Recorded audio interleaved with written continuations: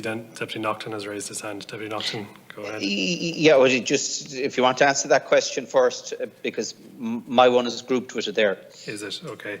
So amendments 155 to 161 inclusive. 163 and 164 are related. 156 to 161 and 163 and 164 are physical alternatives to 155. So, yep. Deputy, do you wish to move? Yeah, and I wish to discuss my amendments 159, 163, 164. 165 is related. I'm going to withdraw 165. I know it's not grouped with it, but I'm going to speak to the whole lot together now. And look, this comes back, Minister, to the argument that we've been having earlier on in relation to the carbon budgets. And while there may be some justification for your argument in relation to the carbon budgets, I believe that it's fundamentally wrong that we have no approval process whatsoever for the sectoral emission ceilings. They're going to be set for each part of government and each government department. Now, look, I don't agree with the principle of sectoral emission ceilings. I can fully understand the reason for that, and it comes back to the point of principle that ministers need to be held accountable.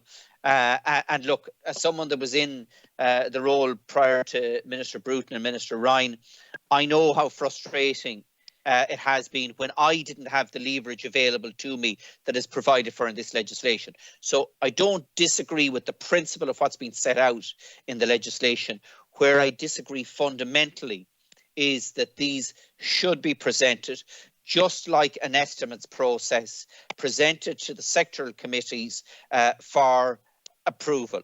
And it comes back to the fundamental point that I've made at the outset of this legislation, that it is going to be a huge challenge to reach our 51% reduction in terms of heating, in terms of transport. In fairness, the members of this committee have made that admission already. They produced a very worthwhile document last week on transport emissions, but only set out to reduce it by 51%. Now, if we set out a 51% reduction in transport, a similar reduction in heating, which I think will be monumental achievements if we can achieve those by 2030, then that puts a massive challenge on to agriculture, where it is much harder to make change, where the technology isn't yet there in relation to that. And realistically, and I think we need to be honest here, the only way that that can be achieved is substantial reductions in herd number. And look, let's be honest in relation to that. But regardless of where the end result is, those sectoral targets should be presented to the Dáil for approval via the sectoral committees. So the Transport Minister should come before the Transport Committee and say, look, this is what target I have, whether it's 51% or 70% up to 2030, outline how he or she intends to get to that. Naturally enough, that will have to chop and change as technology develops, as the returns come back in terms of the emissions profile, and that can be reviewed on an ongoing basis. But the overall target should be approved by the Transport Sectoral Committee. The same in terms of heating by the Energy Committee or the Climate Committee, the same in terms of agriculture by the Agriculture Committee, and the Minister of the day should come in and explain, you know, their logic and reasoning for it and how they expect to achieve that target. This cannot be without recourse to Dáil Éireann. So the amendments that I have put forward here are very simple. That there would have to be an approval process where Dáil Éireann must approve the sectoral emission ceilings across the board, just like the estimates process at the moment in terms of our finances. And in fact, probably in terms of our emission ceilings, they have far greater impact even than the estimates process, and yet there is no ratification process envisaged. Absolutely, there will be consultation with the committee. There will be discussions with the sectoral committees. There will be advice sought from the Climate Change Advisory Council, engagement with the public on this. But ultimately, it should be down to Dáil Éireann to say, yes, these are our objectives. And it's not just to tie the Minister of the Day into that, but it's also important to tie in subsequent ministers in relation to that. And Richard Bruton will know that I argued very strongly for the establishment of Sláinte Care and that particular committee, because the difficulty was that when a new minister sat their rear end down in the Department of Health, they had a new policy approach to deliver on across the health service, and there was no buy-in across the political spectrum in relation to it. Thankfully, we have that now with Sláinte Care. And I think you need that same type of political buy-in, regardless of who the Minister of the Day is. And that can only happen with the ratification process that incorporates Dáil Éireann. So I would urge you, Minister, to accept these series of amendments. Thank you. Thank you, Deputy Minister.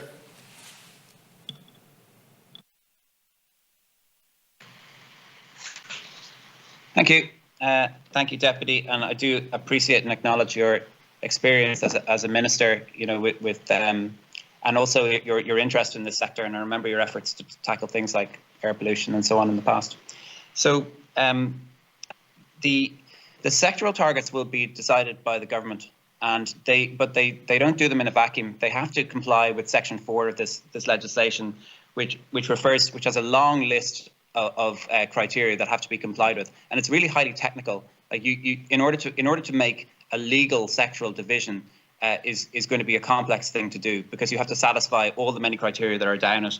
Some of which are international agreements is obviously the overarching one, but also climate justice and biodiversity and best scientific knowledge and so on. It's going to be more expensive to get emission reductions in some sectors than others. There will be requirements to reduce at a certain rate in some sectors based on European directives and on international agreements. So it's not a case that you can just sort of decide that you would like to move some emissions from one sector to another because that's what you want to do. It's not an opportunity to. I'm not suggesting anybody would, but it's not an opportunity to play politics and to say, well, I've decided to just, it would be nicer to have some of these emissions moving to transport or moving to agriculture. That it has to comply. It is a highly technical exercise, and it has to comply with all the criteria. And I guess what the legislation is doing is it's setting out the way that the sectoral budget is made. It's setting out what all the rules are to make a sectoral budget, and it's up to the Oireachtas now to decide what those rules are going to be and what they want to put in or take out.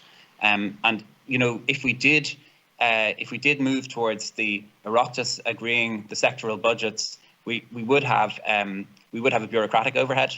It would slow the process, and I think worst of all we'd be in danger of coming up with an answer that was either illegal or not in line with our international agreements, or that didn't fulfil the many objectives that we're trying to get in Section 4, which many deputies have referred to in past amendments. So I know that you have good intentions for this, and I can see where you're coming from, but I believe that this amendment should be refused. Thank you. Thank you, Minister. Yeah, Minister, look, I'm disappointed with this, because I accept the point you make in relation to Section 4, but they're not legally binding, all of those. We have the same thing in place in relation to rural proofing, and it is very much a box-ticking exercise.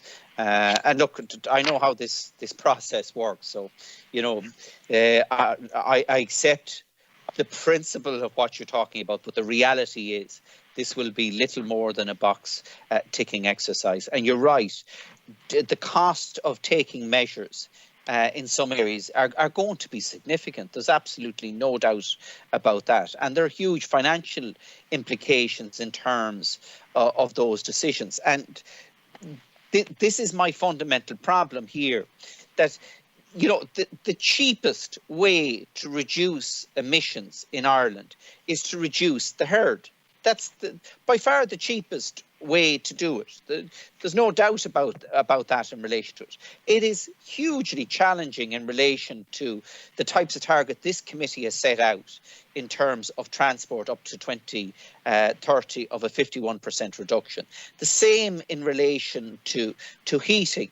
And there will be significant costs for the public and for the Exchequer in implementing those particular targets.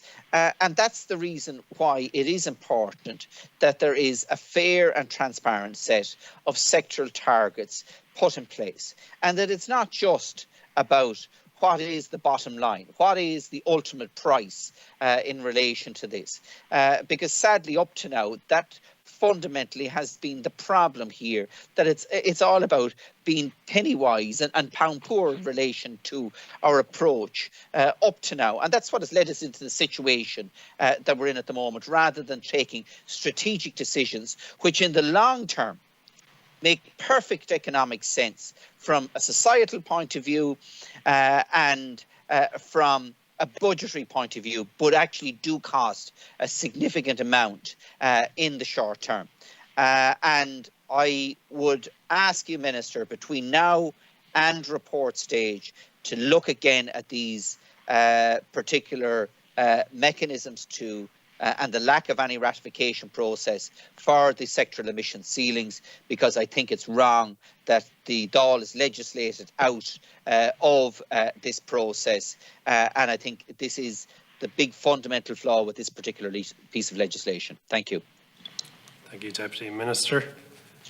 Deputy, I am listening to you, and I will consider them between now and report stage. And I'm carefully thinking of everything you're saying there. I would say that the measures that are chosen are not going to be, the sectoral division is not going to be on the basis of cost alone. That's what Section 4 is about. It's about making sure, because there are many other factors than cost, as you know, in politics. There are many other. We have to accord with people's values, and there are other things that are harder to press, and so it's certainly not going to be on the cost alone. That's why we have all those other factors. And I think that you've said that you feel it's going to be a box ticking exercise. I really don't agree with that at all. I think that those items like complying with international rules and biodiversity protection and so on, if you've no interest in those, it's box ticking. But if you have a government and an Oireachtas that does believe in those things, or does hold those as important values, it's not box ticking. They're important criteria, and cost will not be the sole factor. Thank you. Minister, I'll leave on this final point, and that is that, look, the very same approach was taken in terms of rural proofing, and that's what it became. That's exactly what it became after the policy was developed and before the memo was presented to Cabinet. It was only then that it was rural proofed, rather than at the concept stage. And look, I've had plenty of experience of dealing with the Department of Public Expenditure and Reform, involved in these very specific negotiations that we're talking about now in terms of the sectoral challenges that are there. And I know the thinking, I know the logic that's put on it. And there's a cost put and a price tag put on absolutely everything. And that's why it is important that the Dáil would legislate in such a manner that actually brings about a fair and a just transition across our society, and not have one sector carrying the burden in the short term for other sectors, and then down the road we're saying, oh, we made a fundamental mistake here. So I'll leave it at that, and I'm not going to dwell any longer. Thank you. Thank you, Deputy. Deputy Burton. I think this is an important debate at one level, although obviously we're not going to resolve it here, because I think Deputy Naughten is pointing up, a serious issue that is going to arise here. Agriculture in its Ag-Climatize policy is envisaging, a mitigation, I think, of 15% in its emissions. Obviously, if agriculture is 15% and we have 51% overall, that means a 70% reduction in transport and buildings. Now, that is probably beyond our reach. And Deputy Naughten does rightly say that if you were just looking at cost, you would say herd reduction is the cheapest way to reduce. So we are going to have to find difficult ways of seeing, how do we deal with either the very high costs, and just to give you context, in the 2019 climate plan that I was involved in, we already have included in that measures in transport and buildings that cost over 250 euros per tonne marginal abatement cost. To go from whatever they were, roughly 45% reduction to 70% reduction, you would see those costs soar. I can see how Deputy Naughten is thinking that won't happen and it'll wash back on agriculture. On the other hand, I think the issue for agriculture is to look at how can it abate carbon.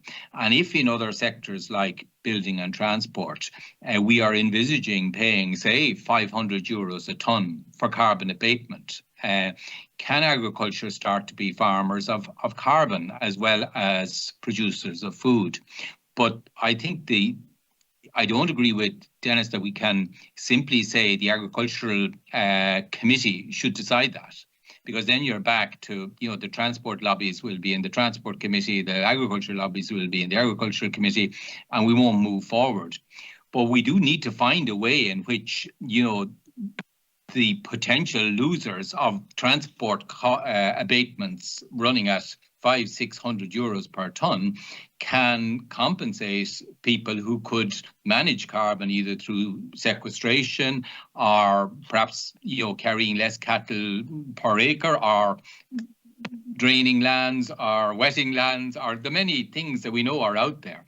We need to find ways in which those policy tools can be evolved. And I think there is a little bit of a vacuum in how those policy tools are going to be evolved. Yes, we're all in favour of the dialogue, and we will have that dialogue, but I think we need to have an intense discussion about how those policy tools are going to be evolved. And I don't think that has happened to date. And, there's no doubt if the Climate Council is expected to meet the 51%, it will be facing that dilemma that if agriculture is at 15, transport has to be at 70, and can that be done?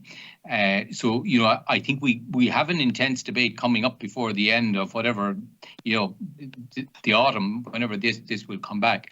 And, I don't think we have thought through at a political level how this is being resolved. I don't agree with Denis that the way to resolve it is to stick agriculture into the Agricultural Committee and transport into the Transport Committee and wait to see what comes out the other end.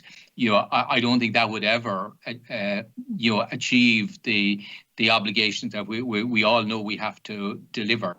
So it's finding a way of working our way towards policy tools, I think, is the challenge for us as politicians. And I think, Denis has enormous experience, and, we need to listen to people like Denis who, perhaps can help us evolve those policy responses. Because I think this is a genuine issue that we have to find a way of talking a common language, where, the risk is, and you can see signs of it already, is that, sectors are talking their own language and, mounting their own defences around the ramparts of their sector. I know, for example, the transport section is saying, we can't ban combustion engines from 2030 on. That would be heresy. But if we're to, extend the ambition beyond what is in the existing plan, that seems to me like a no-brainer. Like it's absolutely going to have to happen. You know, with lots of other things that the committee has outlined in its report this week. But I don't think Denis's solution of putting it into sectoral committees will achieve the cross-silo debate that we need to achieve. Just very briefly, Richard, just to come back on that, and I'm only using that as an example. I'm not hung up on it going into sectoral committees at all. The point I'm trying to make here, and the point of my amendments, and I don't make specific reference to sectoral committees at all. The point I'm making here is that the Oireachtas must deal and decide on this. I'm not hung up on it, whether it's the climate committee or some other committee that would deal with it, that would engage directly with the minister. That's not my point. My point here is that the Oireachtas must have a role in deciding those sectoral ceilings. The actual vehicle to do it, I'm quite open-minded on, but it's the principle that I'm arguing. So, look, thanks for your support in relation to that. Thank you. Okay, thank you, Deputy. Minister, do you wish to respond to the comments? Yeah, I don't think net zero for the electricity sector by 2030 is achievable. And I think if the policy is built on that, you know, we would be sending the minister on a task that I don't think he could deliver. I think it's also, there is a bit of a misconception here. Under the EU, our commitment under the Paris Agreement is as a member of the European Union. And the European Union introduced an emission trading system whose purpose is to try to locate certain larger activities in the most climate efficient locations. And, you know, data centres may be more climate efficient managed in Ireland than in other countries.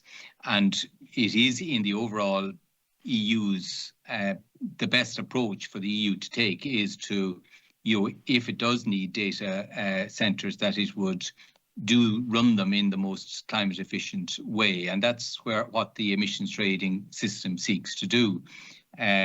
So it's, and they do pay corporate tax. This isn't some, or they do pay carbon tax. This isn't some free ride for, you know, the business sector trampling on other people's. They pay, indeed, the carbon price within the emissions trading system is substantially higher than the carbon price that we pay elsewhere.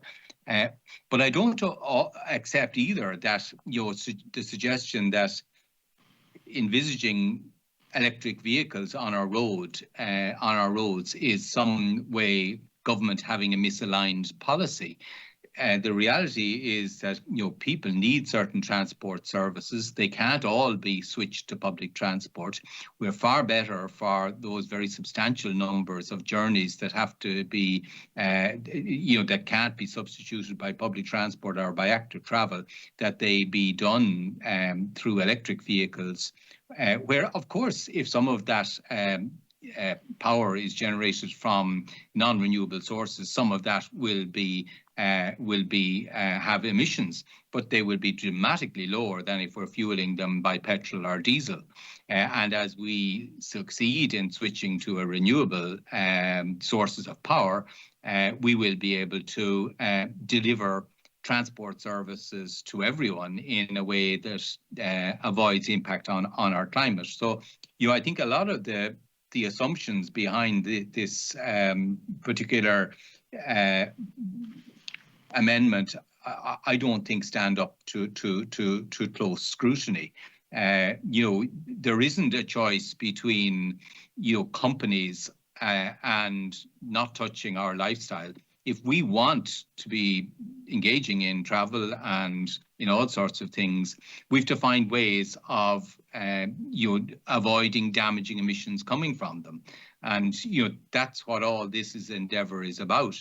And in the long term, if we can get our electricity sector to be wholly renewable or funded or supplemented by interconnection that is also from either nuclear or non-emitting sources, then we can achieve we can still deliver those transport services without impact on the environment. But I think a lot of the assumptions that that Deputy Whitmore has put forward here, they're not beyond challenge.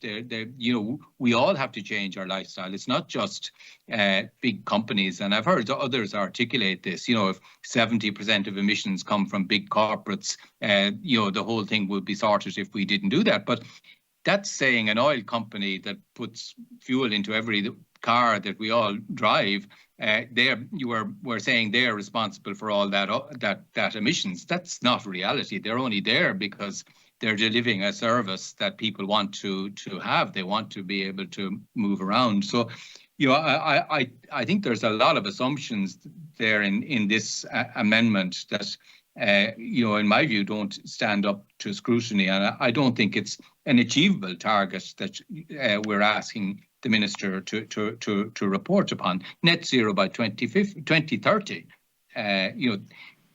The objective at the moment is minus 43%, and that will require us, doing big changes, as we all know, to get to 70% renewables on the system. So I don't think we should be tabling amendments that really are beyond the capacity of the Minister to deliver. Okay. Chair, can I come in relation to... No, I'm going to bring in Deputy Naughten. Deputy Naughten.